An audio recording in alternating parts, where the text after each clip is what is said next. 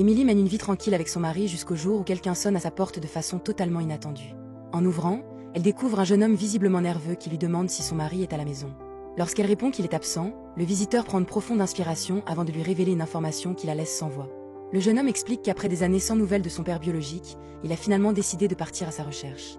Grâce aux rares informations que sa mère lui avait confiées et à plusieurs recherches, toutes les pistes l'ont conduit jusqu'au mari d'Émilie. Il affirme être convaincu qu'il s'agit de son père et souhaite simplement obtenir des réponses. Sous le choc, Émilie l'invite à entrer afin de discuter plus calmement. Assis autour de la table, le jeune homme raconte son enfance marquée par l'absence de son père et le besoin de comprendre pourquoi celui-ci n'avait jamais cherché à le retrouver. Émilie, bouleversée, reconnaît que son mari est souvent absent pour son travail et réalise qu'elle ignore finalement une grande partie de son passé. Pour vérifier cette histoire, il décide d'utiliser une brosse à cheveux appartenant au mari afin de réaliser un test ADN. Émilie prend personnellement les démarches en main et promet de contacter le jeune homme dès que les résultats seront disponibles. Une semaine plus tard, les analyses arrivent enfin.